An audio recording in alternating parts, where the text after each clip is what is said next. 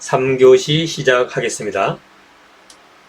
자, ISO와 이제 ASME 두 개의 표준이 있다고 그랬죠. 그 표준을, 도면에서 이제 표준을, 어느 표준을 사용했다고 이제 표기를 해야 되잖아요. 표기를 해야 되는데, 어디다가 표현하는가. 그래서 도면에서는 이 도면의 표제란에 표기를 하게 됩니다. 도면의 표제란. 표제란 또는 표제란 부분에 명확하게 어떤 우리가 표준을 사용하고 있는지. 표준은 딱 두 개죠. ISO 표준을 쓰느냐, 그 다음에 ASME 표준을 쓰느냐, 둘 중에 하나를 반드시 표기를 해야 되는 겁니다. 최근 이제 ISO 801호, ISO 801호면은 ISO 치수공차 표준에 대해서는 최상단에 있는, 그죠? 가장 위에 있는 기본이 되는 그런 표준이겠죠. 이 개정판에서 도면에서 별도의 명시가 없으면 기본적으로 독립의 원칙이 적용된다. 즉 뭐냐 그러면은 도면이 이제 뭐 여러 종 그 내용들이 들어있을 거 아니에요. 그 중에서 ISO 시스템의 일부를 사용하면, 그러니까 ISO에 사용하는 기호들이 한 100 몇십 개 있는데 단 한 개라도 사용하면은 자동으로 ISO 표준을 사용하는 것으로 본다. 이렇게 이제 표기를 해놨죠. 그래서 대부분 이제 ISO 기호하고 ASME 표준의 기호가 사실 좀 동일한 게 많아요. 그래서 혼동을 피하기 위해서 도면상에서 ISO 801호 또는 Tolerancing ISO 801호 이렇게 표기할 것을 권장을 하고 있죠.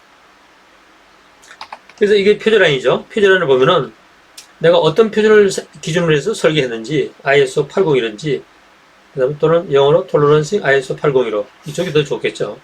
또는 ASME Y14.5 여기 2009년도에 만든 표준이에요. 그러니까 ASME Y14.5가 이제 표준 넘버인데 이게 2009년 버전이냐 또는 2018년 버전, 2018년 최신 버전이죠. 가장 많이 쓰고 있는 게 2009년 버전이에요. 전 세계에서 가장 많이 쓰는 게. 이걸 분명히 표준에는 명기를 해둬야 되겠죠. 그래야 도면을 해석할 때 어느 표준을 적용할 것인지에 따라서 해석 방법이 달라지기 때문에 명확하게 표제란 또는 그 부분에 명확하게 표시를 해줘야 된다. 해석이 같으면 뭐 문제가 없겠죠. 해석이 틀리잖아요. 여기 도면을 보시면은 이게 독일의 이제 한 도면인데 이게 지금 표제란이잖아요. 표제란의 인근에다가 이렇게 표시를 해놨어요. Tolerancing ISO GPS 801호 리니어 사이즈 ISO 14405-1 그다음 모든 사이즈는 GG 나중에 할 겁니다. 이 최소 제곱 사이즈를 의미한다. 그다음 심지어는 이것도 표기되잖아요. 모서리 나중에 약간 다룰 텐데 외부 모서리, 내부 모서리의 모서리 부분에 그 품질은 어떻게 할 것인가 여러 가지 명기가 되고 있죠. ISO 801을 잠깐 보시면은 최상단에 치수공차 표준이에요. 법으로 보면 이제 헌법 정도로 할까요? 기본을 딱 나눠주는 헌법 수준으로 보면 되겠죠. 그게 첫 번째 호출의 원칙 해가지고 도면에서 그죠? 도면에서 ISO 전체 시스템이 이제 사용한지 잘 모르잖아요. 그러니까 ISO 아까 말씀드린 것처럼 ISO 시스템의 일부 즉 기호 그 많은 100 몇십 개 기호 중에서 단 한 개의 기호만 쓰더라도 한 개의 기호만 사용하면 자동으로 전체 그 ISO 표준을 사용한 것으로 해석한다. 이렇게 명기가 되어 있습니다. 그 외에도 이제 뭐 치수공제 표준 온도는 별도의 명시가 없으면 전부 20도씨에서 적용을 받게 됩니다. 도면이 좀 애매하다. 도면에 또 그런 사양이 표준이 애매하다. 그렇게 되면 어떻습니까? 다 설계자의 책임이라 아예 못을 박아놨어요. 나중 소송이 걸리거나 하면 이게 적용이 되겠죠, 당연히. 그 다음에 또 뭐 있죠. 도면에 예를 들어서 18.10이다. 뒤쪽에 텅텅 비어 있잖아요. 빈 공간을 항상 0으로 해석돼야 한다. 지난 시간에 한 것처럼 이렇게 표기되어 있고 그 다음에 일반 사양의 원칙이라는 것도 있어요. 이 표준에 두 개의 기준이 들어가서 적용되는 경우 갈등이 일어난다. 그러면 어때요? 가장 관대한 게 뭐가 되겠어요? 공차가 큰 쪽으로 큰 쪽을 우선으로 한다. 이렇게 하는 거죠. 자, 치수 표준의 역사를 좀 이제 쉽게 하기 위해서 좀 구분을 해놨습니다. 자, 이제 미국을 먼저 봅시다. 미국을 먼저 보면은, 미국은 기본이 어때요? 포락의 원칙이 기본이라고 그랬죠. 그 1950년부터 포락의 원칙을 딱 써왔어요. 이 기본이에요. 그 다음에 이제 2009년도에 이 조립이 되든 안 되든, 조립이 되는 부품이든 안 되는 부품이든 모두가 포락의 원칙을 적용하니까 검증, 즉 검사 시간이 많이 걸리잖아요. 그래서 이제 의견을 받아들여서 2009년에 이 독립의 원칙을 수용한 거예요. 그래서 독립의 원칙은 이제 옵션이죠. 선택사항이죠.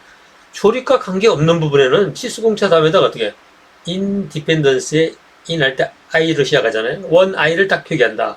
예를 들어서 파이 46 플러스 마이너스 0,4 원 i다. 이러면 독립의 원칙이에요. 이러면 ISO의 기본하고 같은 거예요. 마주보는 두 점만 재면 되겠죠. 자, 독일 한번 볼까요? 독일은 미국처럼 포락의 원칙을 적용했어요. 그러다 보니까 현장에서 검증하는데 여러 가지 문제가 발생하다 보니까 얘네들도 준비를 해가지고 2012년 1월 1일부로 이제 ISO로 넘어왔어요. 그러니까 독일도 2012년부터는 어떻게 도면에 기본이 ISO를 적용하는 거예요. 독립의 원칙을 적용하게 되는 거죠. 그 다음 이제 포락의 원칙은 당연히 옵션으로 가겠죠. 그러니까 치수공차 다음에다가 ISO에서는 원 i를 붙이게 되면은 예를 들어서 파이 20 플러스 마이너스 0,1에 원 i다. 이렇게 되면 이게 독립의 원칙이 적용되는 거예요. 잠깐 내가 꼭 설명했네요.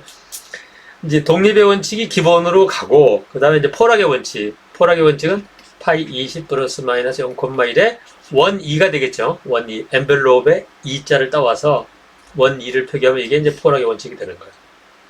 그 IS는 그동안 어떻게 되겠어요? 1985년까지는 거의 포락의 원칙이 지배했어요. 그러다가 이제 준비를 해서 전문적인 시간이 없으니까 뭐 자세한 설명을 못 해드리고 85년에 정비를 해가지고 독립의 원칙으로 이제 완전 전환을 했죠. 독립의 원칙으로. 기본이 독립의 원칙. 그 다음 옵션은 조립과 밀접하게 관계되는 정밀한 부분은 이제 선택사항으로 포락의 원칙을 쓰라 이거죠. 포락의 원칙은 20 플러스 마이너스 0.05 원 안에다가 알파벳 대문자 2자만 쓰면 되는 거. 이렇게 되면 이제 포락의 원칙을 우리가 해석하게 되는 거죠. 이런 식으로 ISO와 ASME가 기본을 각각 가지면서 또 선택사항도 각각 가지게 되는 거죠. 서로 이제 크로스로 호환이 된다고 보시면 되겠죠. 크로스로. 그래서 이 관계를 도면을 좀 우리가 다루시는 분들은 ISO와 ASM 미국 표준을 좀 둘 다 동시에 좀 파악하고 있어야 됩니다. 동시에. 자, 그러면은 독립의 원칙과 포락의 원칙의 이제 스케치를 한번 파악할 필요가 있어요. 축 사이즈가 파이 20에 0에서 마이너스 콤마 1호니까 파이 19.85에서 20.0까지죠. 이게 한 개예요. 자, 축의 독립의 원칙은 그러면 어떻게 나올 수 있는 건가? 축에 어떻게 형상을 규제하니까 외부 경계가 사라지는 거예요. 외부 경계가 없어요. 그럼 제품이 극한상으로 이렇게 나올 수가 있는 거예요. 제가 한번 그려볼까요? 극한상으로 제품이 이렇게도 나올 수가 있는 거예요. 이렇게도. 그러면 검증 어떻게 하겠어요? 이점법이니까 마주보는 두 점을 측정해서 마주보는 두 점. 마주보는 두 점을 측정해서 이 측정값들이 그죠? 이 측정값들이 19.85에서 20.04에 들어오면 되는 거예요. 이게 독립의 원칙이에요. 외부 관계는 안 따져요. 그러니까 심지어는 이렇게 제품이 이렇게 만들어져도 도면상 문제가 없는 거죠. 그러니까 설계하시는 분들은 이 내용을 잘 알고 조립이 되려면 외부 경계가 주어져야 되겠죠. 그죠? 그냥 치수공차만 줘서는 문제를 일으킬 수가 있는 겁니다. 이 관계를 좀 연습해서 좀 파악을 하시고, 두 번째 이제 축의 포락의 원칙이어서 포락의 원칙은 어떻게? 치수공차가 형상도 동시에 규제하는 거예요. 형상까지도. 그러니까 이 치수의 범위는 어떻게? 19.85에서 20.0까지잖아요. 20.0. 그 포락의 원칙이 있는 거 어떻게? 외부 경계가 보호가 되는 거예요. 외부 경계. 20.0 한계를 벗어나면 불합격. 그러니까 형상을 그려본다면 절대 이 한계를 넘어가면 안 되겠죠. 이 한계를 넘어가서는 안 돼요. 그렇죠? 그 사이즈 공차가 형상도 동시에 규제가 되는 거예요. 형상도 동시에 규제. 그림은 이렇게 되겠죠. 외부 경계가 만들어지는 거죠. 절대 외부 경계를 벗어날 수가 없는 거예요. 이게 이제 20.0의 한계를 검증하는 거고, 두 번째, 하한도 체크를 합니다. 하한 지수도. 마주보는 두 점을 각각 측정했을 경우에, 마주보는 두 점을 측정했을 경우에, 이 치수도 치수공차 범위 안에 들어와야 되는 거예요. 이게 로컬 사이즈라고 그러죠. 국부 사이즈. 국부 사이즈도 다 치수공차를 다 들어와야, 다 만족해야 되는 거예요. 이걸 다 만족해야 되겠죠. 이 치수를 다 만족을 해야 되는 거예요. 벗어나면 불합격이죠. 그래서 이것은 ISO에서는 기본이 아니기 때문에 옵션 기호 선택사항으로 1, 2를 표기하면 되고, 미국 표준에서는 기본이에요, 기본. 그러니까 검증 방법이 달라지는 겁니다. 이걸 검증하는데 마이크로미터로는 안 되잖아요. 게이지나 또는 우리가 3차원 측정기를 이용해야 되겠죠. 이 관계를 좀 잘 파악을 하셔야 됩니다.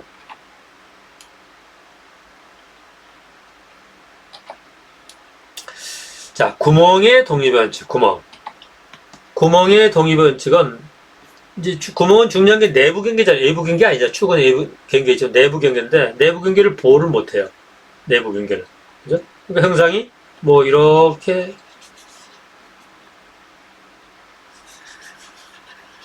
이렇게 돼도 합격이 될 수가 있어요.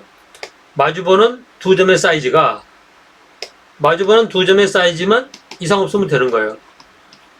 내부 경계를 보호를 할 수가 없는 거예요. 마주보는 두 점의 사이즈가 어때요? 마주보는 두 점의 사이즈가 이 치수공차를 만족하면 되는 거죠. ISO. ASME는 어때요? 옵션 사항이기 때문에 치수공차 다음에 1I. I는 인디펜던스의 I자. 이 I를 따온 겁니다. 독립의 원칙. 보호를 받을 수가 없는 거예요. 내부 경계를, 그러니까 타이트한 조립에서는 문제가 생길 수 있겠죠. 문제가. 이걸 좀 파악할 수 있어야 되고, 두 번째는 이제 구멍의 포락의 원칙이 되겠죠. 구멍의 포락의 원칙이면 어떻게 해요? 내부 경계를 보호받을 수 있는 거예요. 그러니까 ISO에서는, ASM에서는 그냥 기본사항이 되는 거죠. 20.0에서 공차는 20.0에서 20. 구멍이니까 1,5가 되잖아요.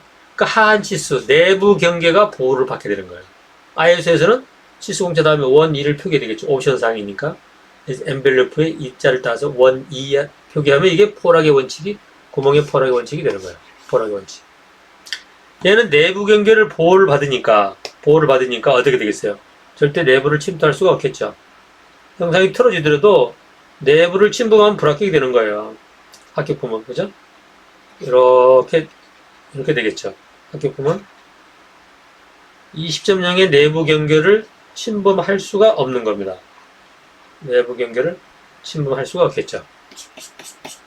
이런 식으로 되겠죠.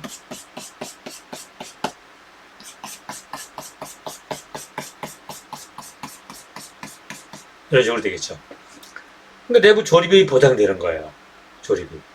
그러니까 설계를 하시는 분들은 명확하게 도면의 그 한계를 알고, 원칙을 알고 도면을 설계해야 되겠죠. 또 검사하는 사람도 마찬가지예요. 검사하는 사람도 도면을 정확하게 해석하고 그 해석에 따라서 검사가 이루어져야 되겠죠. 이거는 내측 마이크로미터로 검증 불가능하죠. 내측 마이크로미터는 두 점의 관계, 이건 체크할 수가 있지만 나머지는 체크를 못 하잖아요. 그 다음에 이제 이 상한 치수는 뭘로 검증하느냐? 마주보는 두 점의 치수로 재는 거예요. 예측처럼. 마주보는 두 점의 치수를 측정했을 경우에 이 측정값도 치수공차 범위에 들어와야 되는 거예요. 그 두 조건을 동시에 만족하는 것이 이 포락의 원칙이 되는 겁니다. 이것은 이제 구멍의 포락의 원칙이 적용이 되겠죠. 그래서 이 관계를 우리 기계를 좀 다루는 사람들은, 그리고 특히 검사를 하는 사람, 설계를 하는 사람은 좀 깨고 있어야 되겠죠. 자, 여기서 보시면은 치수공차가 구멍 같으면 어때요? 구멍 같으면은 범위가 10, 지금 파이 16 H세 보이잖아요. H, 축은 지금 소문자 H세 보이잖아요. 이 경계가 어떻게 됩니까? 이 H는 구멍인 경우 대문자 H다. 하한 공차가 0에서부터 시작하는 거예요. 0에서부터 플러스 얼마 이렇게 시작되겠죠? 0에서부터. 하항공차가 0. 지금 그렇게 돼 있잖아요. 이게 16.0부터 16.018까지잖아요. 하항공차가 지금 0부터 시작하는 거예요. 0부터. 그 다음에 이제 구멍인 경우는 반대예요.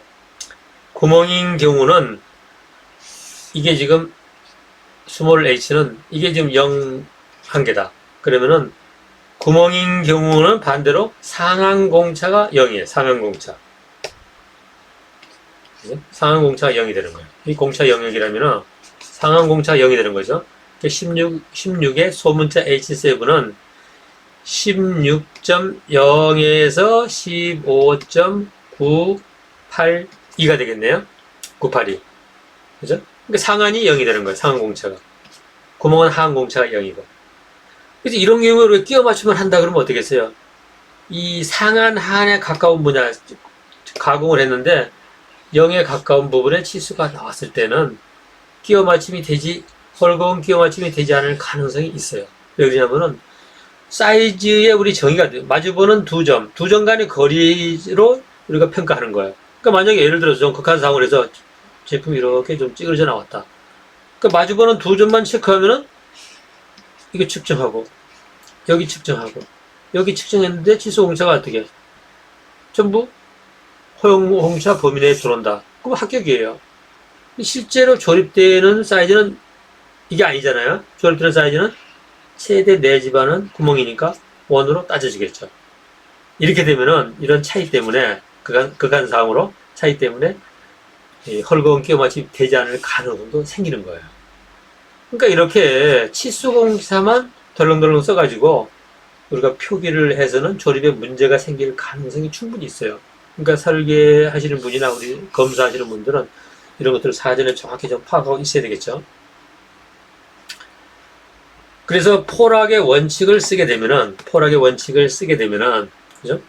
파이 16 H7 그러니까 내부 경계가 보호되는 거예요. 구멍이니까 내부 경계 이게 보호가 되는 거예요. 확보가 되는 거죠. 보호, 확보. 그 다음에 축인 경우도 어떻게? 16의 소문자 H7 같으면은 이 포락의 원칙 2가 붙어 있잖아요. 이게 붙어 있잖아요. 이제 포락의 원칙이니까 얘도 어때요? 이제 외부 경계가 보호되고 있는 거예요. 보호, 확보. 여러 가지로 얘기할 수 있겠죠? 그러니까 얘는 어떻게? 조립이 가능해요. 이런 경우. 조립에 문제가 없다. 그래서 구멍의 경우는 보통 이제 플러그 게이지 뭔지 아시는 뒤에 그림이 나올 거예요. 플러그 게이지로 검사를 하게 되고, 그죠? 축의 경우는 보통 링 게이지로 검사를 하면은 완벽하게 검사를 할 수가 있어요. 대략 감이 좀 잡히죠? 그래서 이제 치수 공차에 대한 우리가 이제 그 제한 조건을 주는 약어가 많이 있어요. 많이 있는데, 그 중에 좀 알아둘 사항은 LP, 타원 LP죠. LP는 로컬 포인트예요. 그러니까 두 점간 거리예요. 이런 사이즈를 잰다. 이렇게 있으면 마주보는 두 점의 거리를 재는 거예요. 이게 로컬 포인트예요. 로컬 포인트. 그러니까 도면 치수에서 LP를 진짜 쓸까요, 안 쓸까요? 도면을 우리가 설계할 때 도면에 대부분 없어요. 왜? ISO는 이게 기본이잖아요. 이게 기본 사항이기 때문에 쓸 필요가 없어요. ISO에서는. 뭐 다른 거하고 섞여 있다 그러면 뭐 쓸 필요가 있겠죠. 어느 게인지 좀 명확하지 못하니까. 근데 기본 사항이기 때문에 별도로 쓸 필요는 거의 없다. 그 다음에 LS는 가끔 쓰는데 이게 이제 스피어, 구죠, 구에 의해서 정의되는 로컬 사이즈예요. 그러니까 마주보는 두 점은 맞는데, 그죠? 맞는데, 구가 들어가서, 구가 뚜루룩 굴러갈 수 있으면 되는 거예요, 구가 들어가서 뚜루룩 굴러서 빠져나가는 걸 의미하는 거예요, 구. 그 다음 주로 이제 많이 쓰는 알아둘 사항이 GG하고 GX하고 G, 이 세 개는 반드시 알아두세요. 이 GG는 가우스 사이즈라 그래서 최소 제곱 사이즈예요. 우리말로 하면 최소 제곱 사이즈. 많이 쓰죠. 최소 제곱 사이즈. 그러니까 약간 평균 사이즈에 가깝죠. 평균 사이즈. 그 다음에 GX. 최대 내접 사이즈.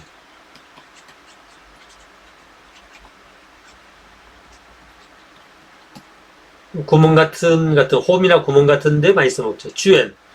최소 circumscribed 애접. 최소 애접 사이즈. 축 같으면 어떻게? 샤프트 같으면은 최소 애접하는 사이즈로 정의를 하면은 조립이 해결되겠죠. 그래서 이 세 개는 특별히 좀 알아두셔야 됩니다. 세 개는. 앞으로도 도면에서 설계자가 제대로 한다면은, ISO 기반으로 설계를 한다면은 많이 써먹게 될 거예요. 자, 이거 설명이 잘 돼 있죠? 설명이. LP는 두 정간 사이즈다. 두 정간 사이즈. 그러니까 로컬 사이즈 또는 투 포인트 사이즈 이렇게 할 수 있어요. 두 정간 사이즈. 그러니까 이런 경우는 어떻게 해요? 번역 캘리퍼스나 마이크로미터에 의해서 측정하는 그런 방식이 되겠죠. 그래서 로컬 사이즈. 그 다음에 이제 GG는 최소 제곱 사이즈예요. 최소 제곱 사이즈. 그러니까 최소 제곱법을 이용해서 구하는 그런 방식이죠.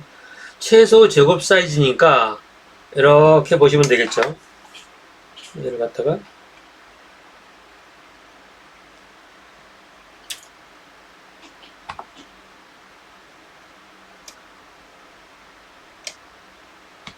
자, 최소 제곱 사이즈는 뭐냐 그러면은 형체가 뭐 이렇게 만들어졌다. 좀 가정에서. 그럼 이 사이즈를 따진다면은 최소 제곱이니까 어떻게? 평균 정도를 전하는 사이즈 얘기하는 거야. 평균 정도를 전하는 사이즈. 이걸 수학적으로 이제 우리 처리해서 계산하는 거죠. 대충 긋는 게 아니고. 이게 최소 제곱 사이즈야. 최소 제곱 사이즈. 그러니까 이 측정을 하게 되면은 측정 데이터가 많이 나올 거 아니에요. 3,000원 재거나 이렇게 하면은 데이터가 많이 나올 거란 말이에요. 이 데이터를 수학적으로 계산해서 최소 제곱 사이즈를 산출해내는 거예요. 그러니까 바깥으로 나가는 행사가 반드시 있죠. 안쪽으로 들어가는 행사가 반드시 있죠. 그죠? 이게 반드시 뭐 얼마가 될지는 모르지만 반드시 존재하는 거예요. 최소 제곱 사이즈. 그 다음에 이제 GX. GX는 최대 내접 사이즈예요. 최대 내접 사이즈.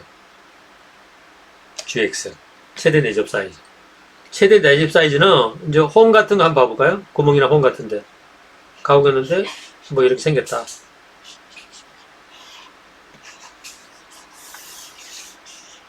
홈의 사이즈라고 이렇게 우리가 보면은 이 사이즈를 어떻게 하느냐? 최대 내접하는. 아까 최소 제곱 사이즈는 이거였잖아요. 평균을 전하는 얘가 최소 제곱 사이즈였어요. 제곱 사이즈. 최대 내접 사이즈는 어떻게 해요? 내접하는 최대값이죠. 내접하는 최대값. 이게 최대 내접 사이즈가 됩니다. 조립하고 직접 관련되죠. 최대 내접. 이때는 GX로 표시하는 거예요. GX. 그러니까 치수공차 뒤에 파이 20 플러스 마이너스 0,1 GX 이렇게 표현되면 이제 최대 내접 사이즈로 검증하라는 거죠. 정의를 하는 거죠. 최대 내접 사이즈. 그러니까 이걸 검증하려면 어떻게 해서 마이크로미터 재서는 안 되잖아요. 게이지를 이용하거나 아니면은 3차원 측정기를 이용해야 되겠죠. 그죠? 그 다음에 GN 한번 볼까요?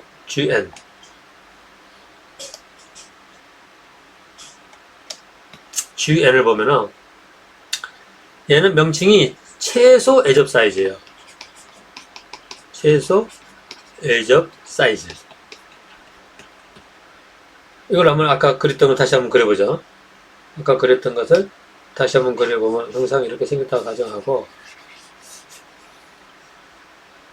이걸로 하면 안 되겠네요. 지워버리고 다시 그리겠습니다. 예측 사이즈에 관계되는 거니까. 우리가 아까 최소 제곱 사이즈는 이걸로 한다 그랬잖아요. 최소 제곱 사이즈는 평균을 전하는 사이즈. 이게 우리가 G라 그랬잖아요. 그 다음에 최소 애접 사이즈는 애접하는 바깥으로 애접하는 최소가 되겠죠. 애접하는 사이즈. 얘가 최소 애접 사이즈예요. 조립하고 관계되는 거죠. 이게 최소 애접 사이즈. 그러니까 치수공차 뒤에 파이 20 플러스 마이너스 0,1 다음에 타원에서 GN이 나왔다. 그러면 최소 애접 사이즈 방식으로 치수공차 안에 들어와 있다는 얘기죠. 그러니까 마이크로미터는 측정 불가능하죠. 3차원 측정이나 게이지를 이용해야 되겠죠. 3차원 측정기에 이런 데이터들이 다 들어오게 되면은 데이터가 이렇게 측정해서 구했다. 이제 2D로 지금 보고 3D 형상이겠죠. 당연히.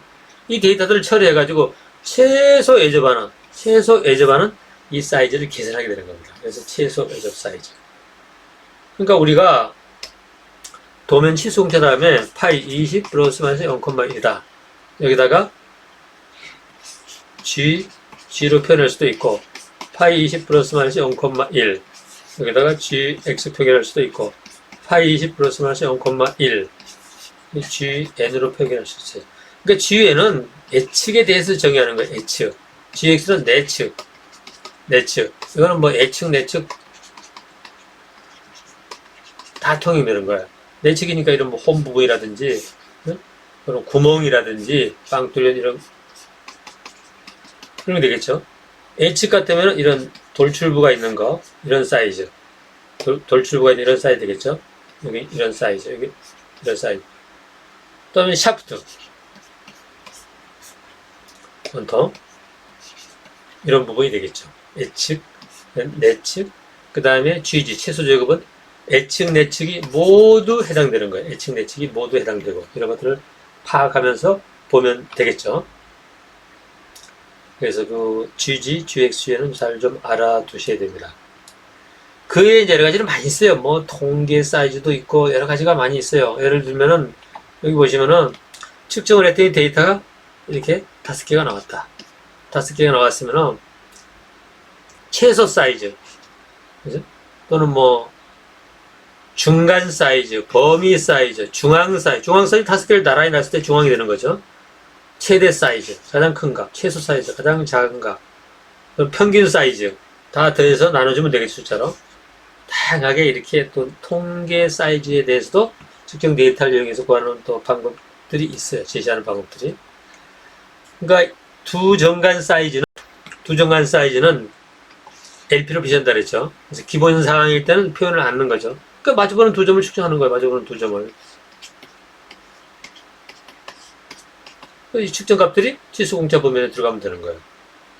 그래서 이건 버녀 캘리퍼스나 마이크로메다 또는 실린더 게이지 내측은 이걸로 측정이 가능해요. 도면에는 별도 기호는 기입하지 않는다. 왜? 기본이니까. 그 다음에 최소 제곱 사이즈는 어떻게 했어요? 이 측정 값들이 이렇게 들어있으면 이걸 통계적으로 처리해서 평균원을 구하는 거예요. 이게 최소 제곱 사이즈예요.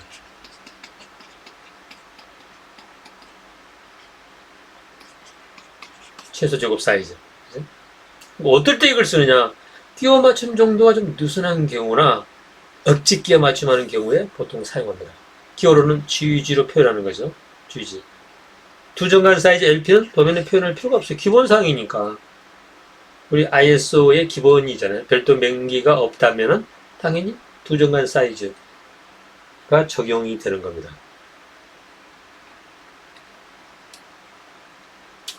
그 다음에 GX는 최대 내접 사이즈, 구멍이라 그러면 최대 내접하는 원통의 사이즈가 되는 거예요. 최대 내접하는 원통의 사이즈. 이걸 최대 내접 사이즈. 조립하고 직접 관계가 되는 거죠.